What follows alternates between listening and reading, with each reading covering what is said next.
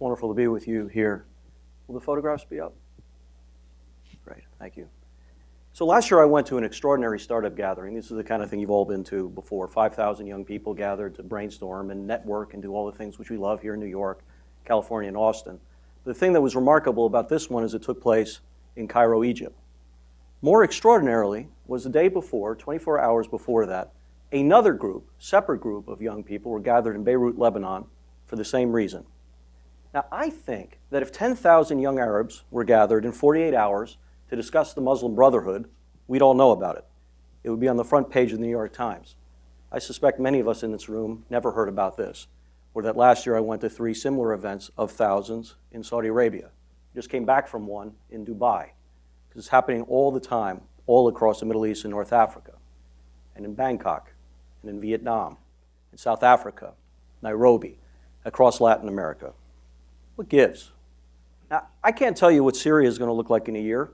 I don't know what a softening China is going to look like in 3. But I can say with 100% certainty that by the end of this decade, 2/3 of humanity is going to be walking around with some kind of smart device in their pocket. By the way, right now in the Middle East, that's already number been exceeded, particularly in the Gulf and the GCC.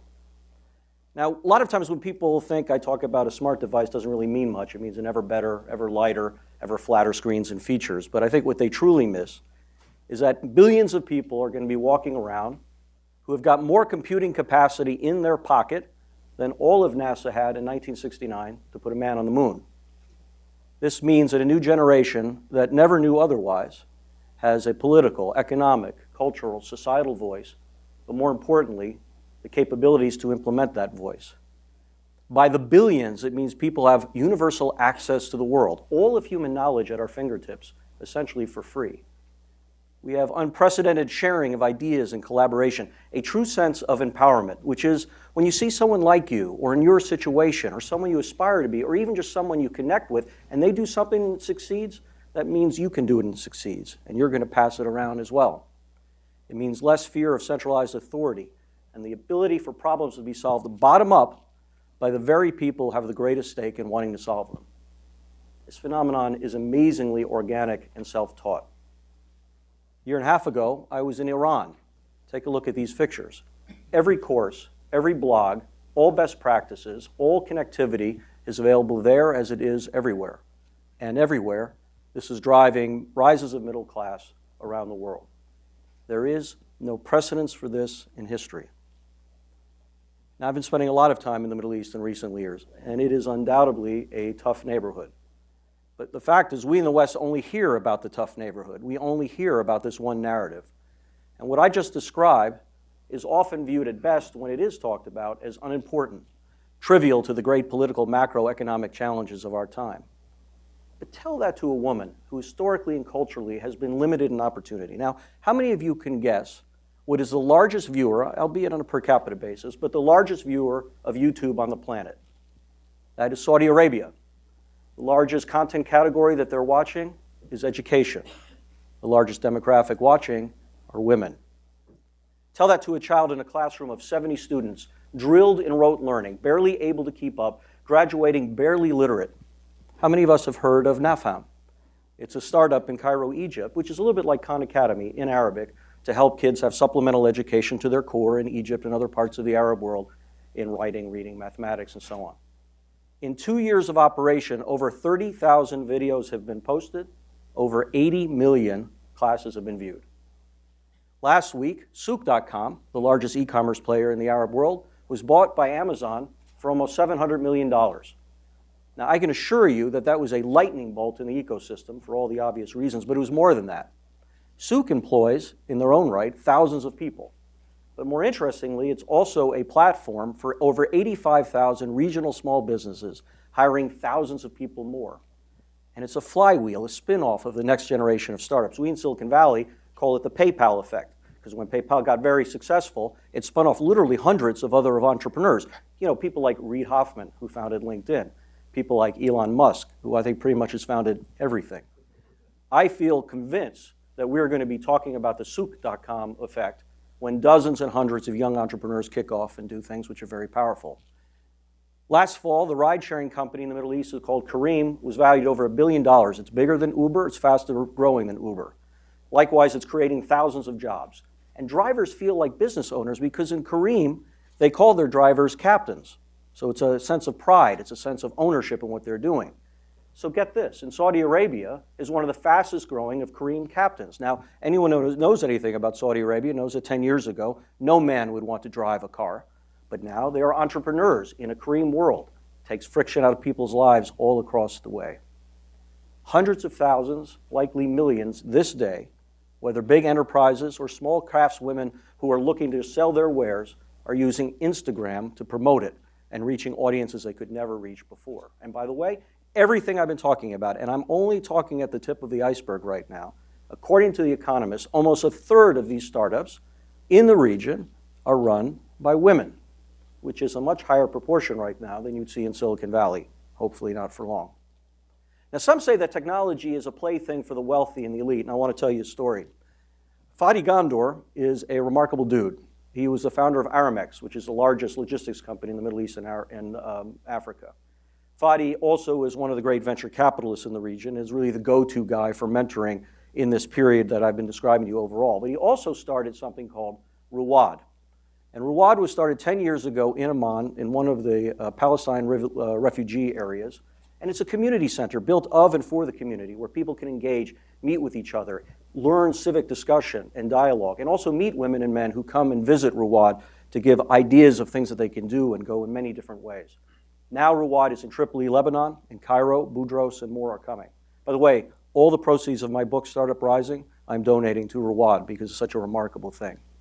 Now, each year, they give out scholarships, and Fadi introduces and interviews every one of the kids, and here's what he learned. Every one of them this year has a smartphone. Not a regular phone, but like a $300 phone, because their families pulled their money together in order to have it so that their kids could have a broader view of the world. They all have access to Wi-Fi, because families pooled their resources for one node in their apartments so that people would have access to this overall. Now, when he asked the kids, why do you want this? Why do you want your mobile device? They didn't skip a beat. They said, for Facebook, or for WhatsApp. They engage in social media in all the ways that we do, sharing pictures, connecting with friends, videos, and the like. But what is very, very important, and I think more important, is their worldview, which up until Facebook was maybe a few city blocks from where they lived, is now the world. And they're tasting it because they see people like them in situations like theirs, or people they connect with for whatever reason, and they see the power and potential of what they do and believe they can do it as well, and will pass it along. It's incredibly, incredibly powerful. One of these Ruwad kids was an extremely talented young man in mathematics and technology. I think 10 or 15 years ago, he would have been lost. But he wasn't, and his name is Salam. Today, you cannot buy a book online in Arabic and progressively in English in the Arab world without going to the platform he built called Jamelan. And he recently raised millions of dollars in financing it to duke it out in the e-commerce worlds there. It's extraordinary. Everything I've seen in the Middle East is happening everywhere. Guess the largest mobile payment country on earth, in aggregate dollars, not per capita dollars, but in aggregate dollars. How many of us would guess Kenya? They have a company called M-Pesa, which is actually a texting capability of moving cash, and now over 45% of the entire GDP passes through M-Pesa. Now, what if I were to ask you about another company that was completely tech moving forward? The government, all its interactions are done online. 3G and 4G were skipped over. It all went to LTE. Computer programming is required in the schools. Kids have tablets, smartphones, and more. This place is Rwanda. This is happening across Africa, Southeast Asia, Latin America, Eastern Europe, everywhere.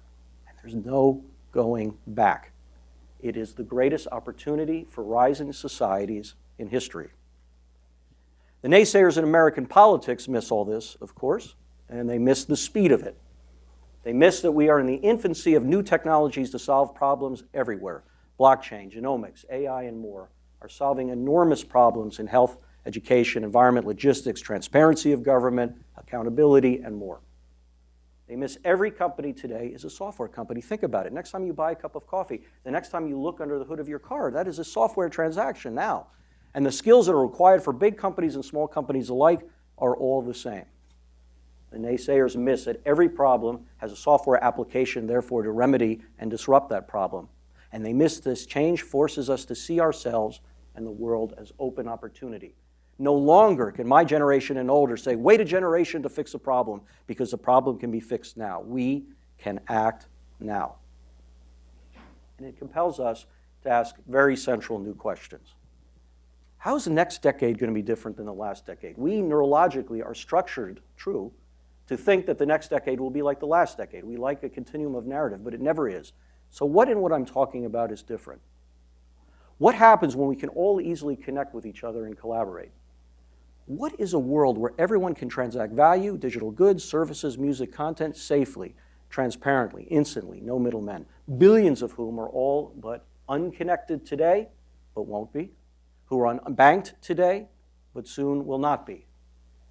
What human expression may be opened up anywhere in the world when people do not have to labor impossible hours for impossible wages? What lives can be saved with instant and affordable genetic diagnosis of disease? Cancer treatments that will make chemotherapy seem to our kids what bloodletting seems to us. Too often we think of innovation as the bright, shiny new thing, and thank God for the Elon Musks of the world who push us into new eras and beyond our wildest imaginations. But we cannot forget that putting a smart device in the individual's hands for the first time, taking friction out of their lives in any form, and helping them leapfrog their expectations is exponential innovation as well. What problems do you want to solve here that could solve problems anywhere? What new markets, right now a click away, no harder to engage than a state away, are now available as the next billion come to digital? Do I sound too optimistic? I like to think and use often a great quote by a Czech leader. And in fact, he was the first president after the Berlin Wall fell, Václav Havel. And he makes a wonderful distinction between hope and optimism. Hope, he says, is definitely not the same thing as optimism. It is not the conviction that something will turn out well, but the certainty that something makes sense regardless of how it turns out. It is not the conviction that something will turn out well. It is the certainty that something makes sense regardless of how it turns out. And here's what makes sense. And it's certainly not conventional wisdom in the doom we hear only in the news today. We are living in an age of wonders. We are living longer. We are killing each other less. We are feeding each other more. We are seeing unprecedented rises of middle class around the world and at a completely unprecedented rate historically. And for all the terrible problems we face, and they are terrible, never have we had more tools to go at the world's challenges, old and new, and have those tools been in more people's hands than today. This new age requires a lot of us. It asks a great deal of us. It asks us to check our bias. It asks us to embrace these new tools, but more importantly, new applications and new versions and ideas that come from different parts of the world around these tools. It requires us to go and see these new worlds in person, physically, not just virtually, here and abroad, and realize what we're talking about is not us bringing something to someone else or they bringing something to us, but co-authorship, shared expertise and learning, all in the goal to solve problems. Do this, and we are joining, for the first time in history, a true and global participation revolution. I, and I think all of you, are hopeful people. Thank you.